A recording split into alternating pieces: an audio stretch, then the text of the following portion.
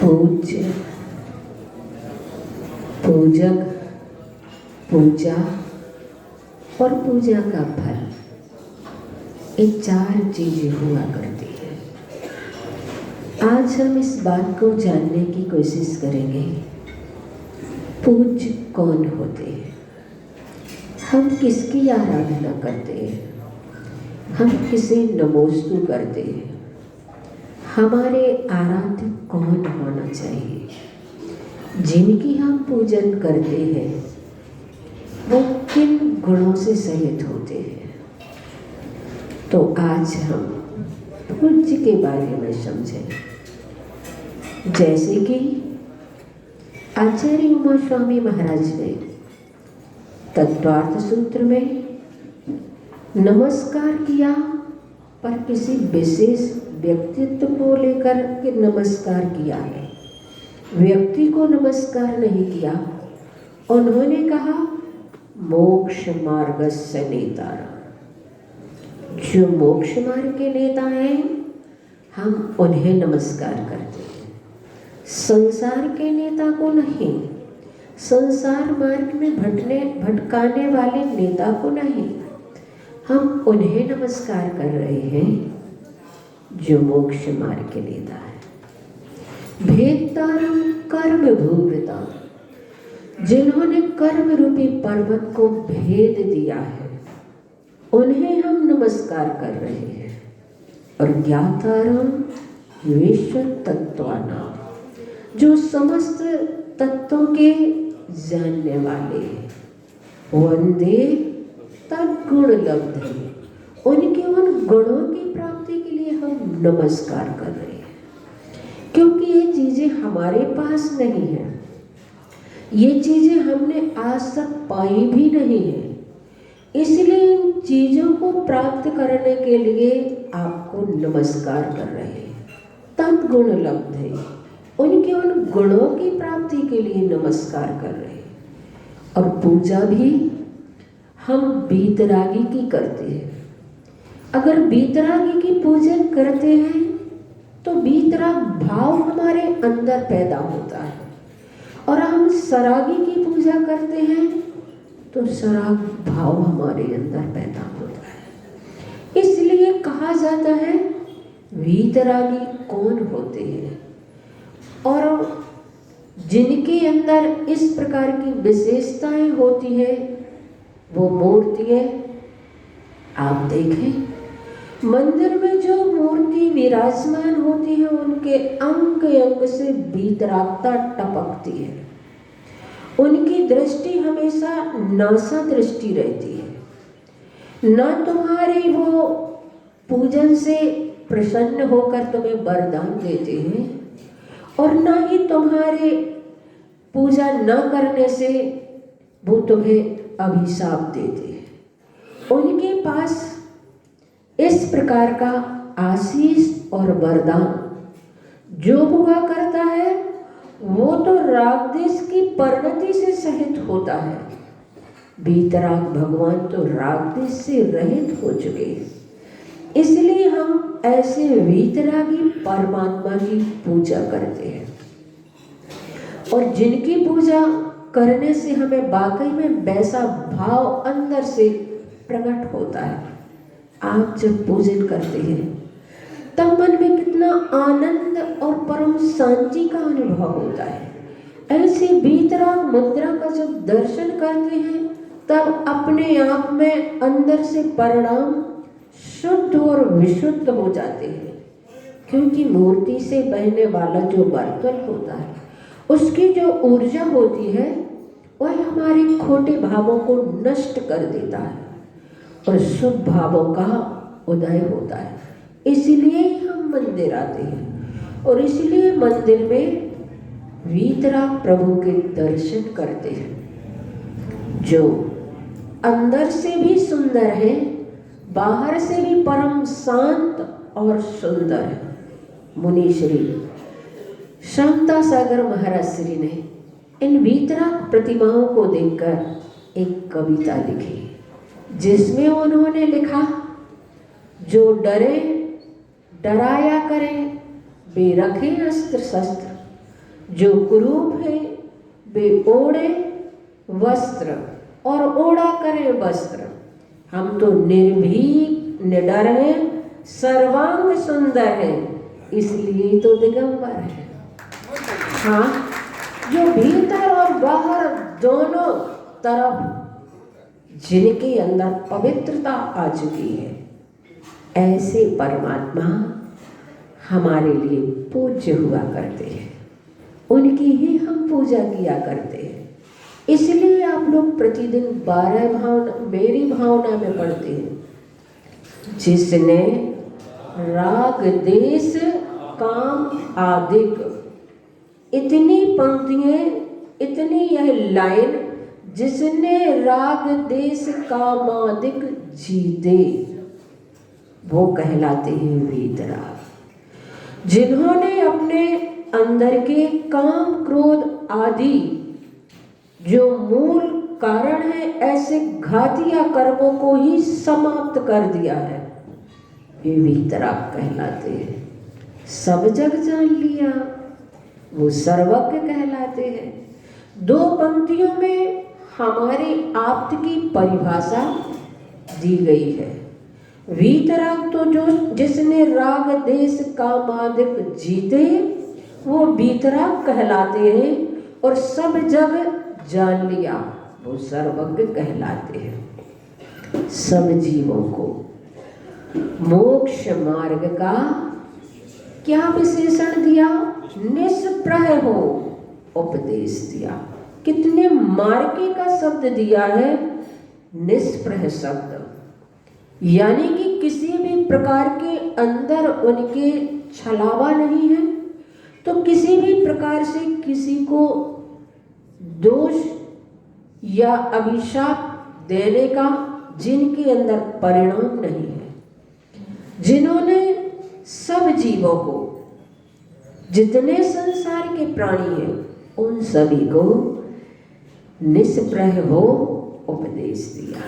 फिर चाहे वो कोई भी प्रतीक हो, राम हो या रहीम, बुद्ध हो या महावीर, बुद्ध वीर जिन हरि हरि ब्रह्मा, या उसको स्वाधीन कहो, भक्ति भाव से प्रेरित हो। ये पंक्तियां हमारे लिए अंदर से झकझोरती है कि वाकई में आज तक हम किसकी पूजा करते रहे? आज तक क्या हम सरागता की पूजा करते रहे? आज तक क्या हम राग की ही पूजा करते रहे? जहाँ हर प्रकार से हम जैसे ही जिनके अंदर सब कुछ है, उनकी ही हम पूजा करते रहे, तो फिर पूजा के मायने क्या रहा? इसीलिए आज तक हमने कुछ पाया भी नहीं। अगर हमने वीतरागता की पूजा की होती, तो वह वीतरागता की पूजा हमारे अंदर भी उस प्रकार के भावों को पैदा करने वाली होती है। तो आचार्य उमा स्वामी महाराज ने व्यक्ति विशेष को नमस्कार ना करके उनके गुणों को नमस्कार किया है, और उन गुणों की भावना भी अपने अंदर रखी है कि हे परमात्मा, हमारे लिए जो गुण आपने प्राप्त किए हैं, वंदे तद्गुण लब्धे, उन्हीं गुणों की प्राप्ति करने के लिए हम आपकी पूजा करते हैं। क्योंकि पूजा की भाषा अलग होती है और भिखारी की भाषा अलग होती है। भिखारी जो होता है, परमात्मा से कहता है जो दुनिया की चीजें छोड़ करके आप परमात्मा बने हैं, वो सारी चीजें मुझे प्राप्त हो जाएं। और पुजारी जब भगवान की पूजन करता है, तब भगवान से कहता है, भगवान मुझे कुछ भी नहीं चाहिए, मुझे तो जो आपने गुणों को प्राप्त किया है, वो गुण मुझे भी प्राप्त हो जाए। इसीलिए मैं आप लोगों से भी कहना चाहती हूँ, परमात्मा के चरणों में बैठकर उन जैसे उन गुणों को ही प्राप्त करने की भावना रखना, उनके चरणों में पुजारी की ही भाषा बोलना, भिखारी की भाषा नहीं। आज तक हमने दुनिया की चीजों को मांगने की, अपनी कामना की अपेक्षा से पूजा की, इसलिए हम उस सिद्धत्व पद को प्राप्त नहीं कर पाए, इसलिए हम भीतरक भाव को भी प्राप्त नहीं हो पाए। आचार्य समंतभद्र स्वामी ने रत्नकृंड स्वरूपाचार्य में नमस्कार किया और उन भावों को लेकर के नमस्कार किया। नमः श्री वर्धमानाय। उन वर्धमान स्वामी को हम नमस्कार करते हैं जो कैसे हैं? नमः श्री वर्धमानाय निर्धूत, पहला विशेषण कलिलात्मन, जिन्होंने अपनी आत्मा की सारी कलिलता यानी कलुषता को समाप्त कर दिया है, उनके लिए हम नमस्कार कर रहे हैं। और जिन्होंने समस्त संसार को जान लिया है, ऐसे परमात्मा के लिए हम नमस्कार करते हैं। आप कोई भी ग्रंथों का मंगलाचरण उठा करके देख लें, सभी को इस भाव से ही नमस्कार किया है कि जिन्होंने अपने अंतरंग के राग देश परिणति को, अपने अंतरंग के काम क्रोध जैसे शत्रुओं को समाप्त कर दिया है, उन्हें हम नमस्कार करते हैं। परमात्मा की, भगवान की नासा दृष्टि हमें ये बताती है कि अब उन्हें संसार के किसी भी प्राणियों से कोई आशा नहीं है, वे किसी भी प्रकार की तुमसे अपेक्षा नहीं रखते हैं। हाथ पे हाथ रखे ऐसे, करना कुछ न रहा जैसे। अब उन्होंने करने योग्य सारे कार्यों को कर डाला है, इसलिए उनकी मुद्रा हमारे लिए भी कृतकृत्य होने का उपदेश देती है, हमारे लिए भी यही उपदेश देती है। अनंत काल से हमने जो किया वह हमारे लिए करने जैसा नहीं लगा। अब हम उन परमात्मा की पूजा कर रहे हैं, जिन परमात्मा की पूजा करने से हमें अपने उस परम परमात्मा का बिंब, उस जिनबिंब में देखने से प्रतिबिंबित होने लगता है। हाँ, प्रतिमा का दर्शन हमें अपने अंदर का जो प्रतिबिंब है, परमात्मा स्वरूप, वह दिखने लगता है। मैंने पढ़ा, एक सम्राट ने अपने राज्य में राज्य के 2 चित्रकार को बुलाया और कहा, तुम दोनों में से जो सर्वश्रेष्ठ चित्र बनाएगा उसके लिए राज्य की तरफ से सम्मानित किया जाएगा। राजा की तरफ से दोनों चित्रकार को 7 दिन का समय दिया गया और 7 दिन के समय के साथ साथ पहले चित्रकार ने राजा से कहा, मुझे सामने की दीवार चाहिए, रंग रोगन चाहिए, तूलिका चाहिए, उस दीवार पर पर्दा डालने के लिए पर्दा चाहिए। पहले चित्रकार ने राजा से इस प्रकार की सामग्री मांगी। दूसरे चित्रकार ने कहा, मुझे कुछ नहीं चाहिए, न रंग रोगन चाहिए, न तूलिका चाहिए, मुझे तो सिर्फ उस चित्रकार के सामने वाली दीवार चाहिए। और सब लोग देखते, पहला चित्रकार पर्दा डालकर बहुत अच्छे ढंग से चित्र बनाता, अपना समय चित्र बनाने में लगाता, लेकिन दूसरे चित्रकार को तो कभी भी लोगों ने कोई रंग रोगन लेते देखा नहीं। पर्दे के अंदर क्या करता रहा किसी को कुछ पता ही नहीं, ना कोई तूलिका ले जाता, ना कोई रंग रोगन ले जाता, पता नहीं क्या करता रहता। 7 दिन का जब पूरा समय हो गया, तब राजा ने पहले चित्रकार से कहा, अपना चित्र दिखाओ। पहले चित्रकार ने अपना चित्र दिखाया, पर्दा हटाया, अद्भुत चित्र था। राजा बड़ा प्रसन्न हुआ, तुमने अच्छी चित्रकारी की। उसके चित्र से खुश होकर राजा ने दूसरे वाले चित्रकार से भी कहा, तुम भी अपना चित्र दिखाओ। उस चित्रकार ने अपना, जैसे ही वह पर्दा हटाया, तो राजा तो आश्चर्यचकित हो गया। वह तो और भी अद्भुत और आश्चर्य को पैदा करने वाला था। जो पहले दीवार में चित्र था, वह चित्र दूसरी दीवार में बहुत अच्छे से और सुंदर दिख रहा था। और एक और विशेषता उसमें थी, जैसे ही राजा ने निकट से उस चित्र को देखा तो उस चित्र में चित्र के साथ साथ राजा और उनके साथ जो बॉडीगार्ड थे वो और जो लोग थे वहां पर वे भी झलक रहे थे। राजा ने पूछा, तुमने ये चित्र कैसे बनाया? उसने कहा, राजन, मैंने चित्र नहीं बनाया, मैंने तो सिर्फ वहां की दीवार को घिस घिस करके दर्पण की तरह कर दिया है, जिसके कारण से उसमें वह चित्र ही नहीं, चित्र के साथ राजा भी झलक रहा है। राजा उसकी सूझबूझ पर बहुत खुश हुए, बहुत प्रसन्न हुए और पारितोषिक उसे ही दिया गया।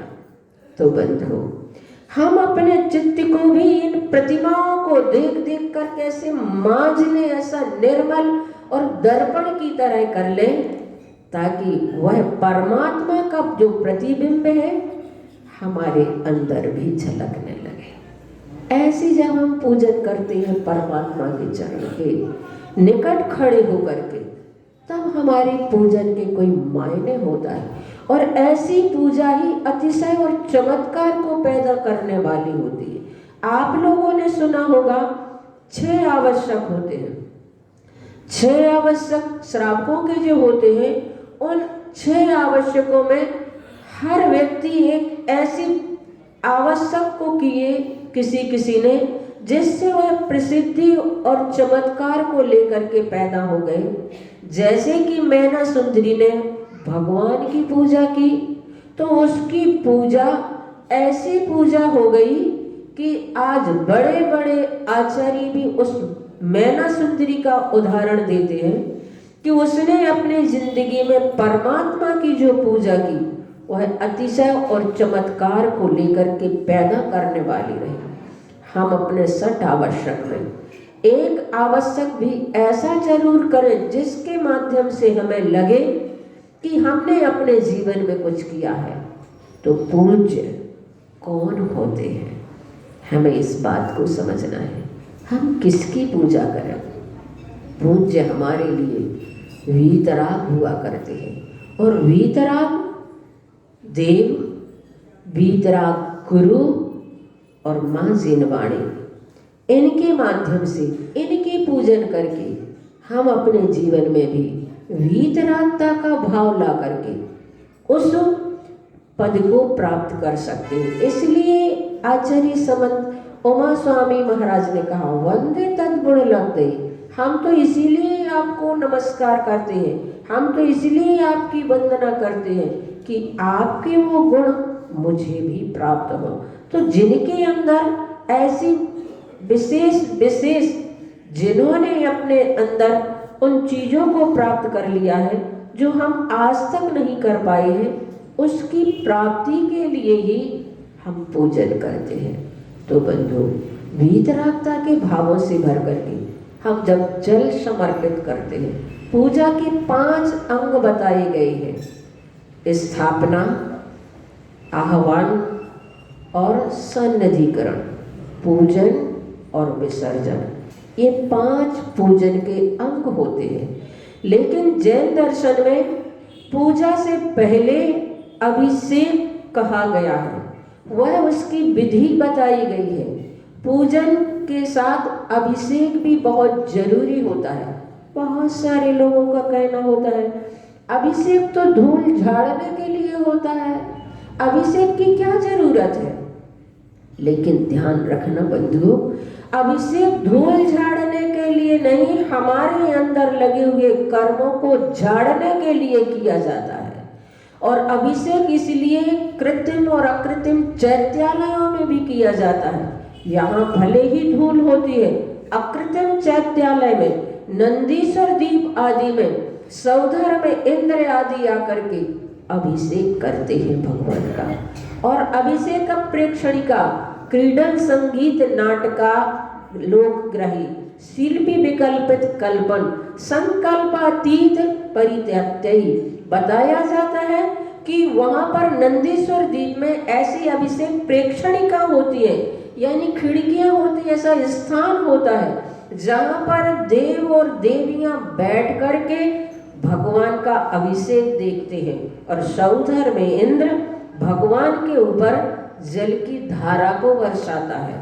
ऐसे परम विशुद्ध भाव से भर करके वह भगवान के ऊपर अभिषेक करता है जो अपने जीवन को धन्यता प्राप्त करता है। एक भवावतारी सौधर में इंद्र स्वर्गों के भोगों को छोड़ करके यहाँ मध्यलोक में भगवान की पूजन करने के लिए आते हैं। और मैंने पढ़ा कि अभिषेक जो 4 प्रकार के होते हैं। एक अभिषेक तो देवोपनीत देव अभिषेक होता है, और 3 अभिषेक होते हैं, जन्माभिषेक, राज्याभिषेक और दीक्षाभिषेक। तो जो देवों वाला अभिषेक होता है, जो विमानों में देवलोग उत्पन्न होते हैं, उन देवों को जब उत्पन्न होता देख करके, उस देव को उत्पन्न होता हुआ देख करके अन्य जो देवलोग होते हैं उसका अभिषेक करते हैं, महामहोत्सव मनाते हैं। फिर वह अपने शरीर का श्रृंगार आदि करके अपने विमान में जो चैत्यालय है, जिन बिंब हैं, उनका अभिषेक करता है। ऐसे भगवान की वह अभिषेक की महिमा बताई गई है। और जन्माभिषेक तो किसी ने कहा ये तो जन्माभिषेक होता है, इसलिए जन्माभिषेक हम लोगों के लिए क्या जरूरी होता है। ये प्रतिमाएं तो 5 कल्याणक से युक्त होती हैं, इसलिए इनका अभिषेक किया जाता है।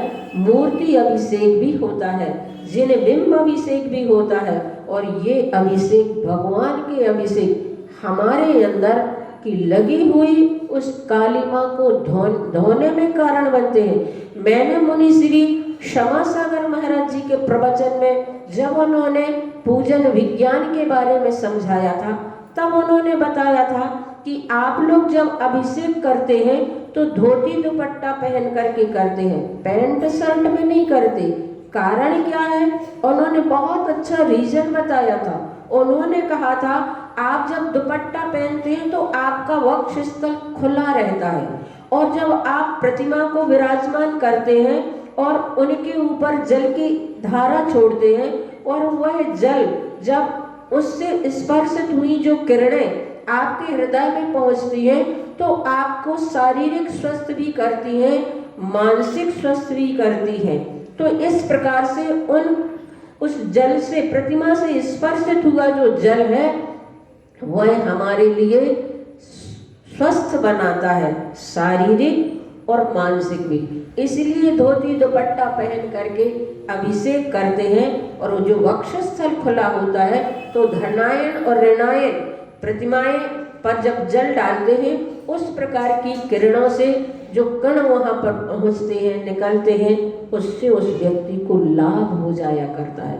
तो इससे हमें भौतिक लाभ तो होता ही है, आत्मिक लाभ भी प्राप्त होता है, आत्मिक आनंद भी प्राप्त होता है। मैंने मुनि श्री सुधा सागर महाराज जी के प्रवचन में सुना था कि मंदिर में कभी पूजन के पात्र नहीं देखने को मिले ग्रंथों में आज तक पूजन के पात्र देखने, अभिषेक गंधोदक के पात्र देखने को नहीं मिले, क्योंकि प्रत्येक व्यक्ति गंधोदक बनाता, उतना ही गंधोदक बनाता जितना अपने काम आए और अपने परिवारजन के काम आए, उनको वह गंधोदक देते हैं। और जो करते हैं अपने परिवारजन को देते हैं, और परिवारजन को दे करके सद्भावनाएं भाते हैं, और उसमें सद्भावनाएं बहुत जुड़ी होती हैं।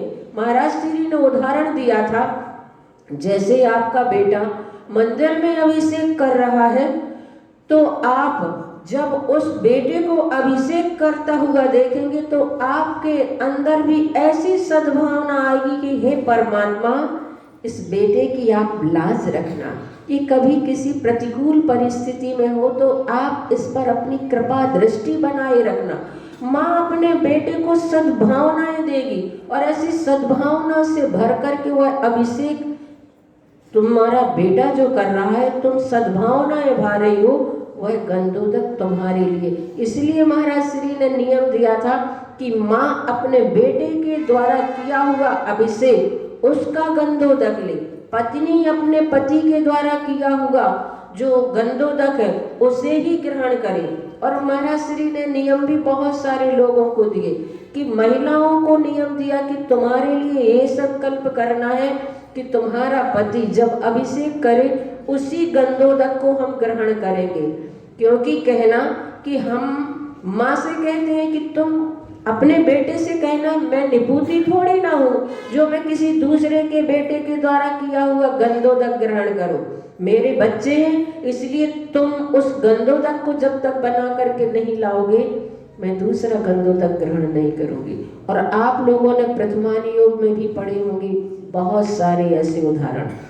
इसलिए बहुत सारे लोग गंधोदक ले करके अपने घर जाते हैं और सबको देते हैं। उसमें बहुत सारी सद्भावनाएं जुड़ी हुआ करती हैं। तो वास्तव में मैंने जब इस प्रकार से महाराज श्री के मुख से सुना, और गुना में हमारा चातुर्मास हो रहा था, 10 लक्षण पर्व में जब जलाभिषेक होता है, विमान निकलता है, तब एक जलाभिषेक की बोली लगी शांति धारा की। 2 भाई खड़े होकर के शांति धारा करने लगे। सारी समाज इकट्ठी होती है उस समय जब विशेष आयोजन होता है।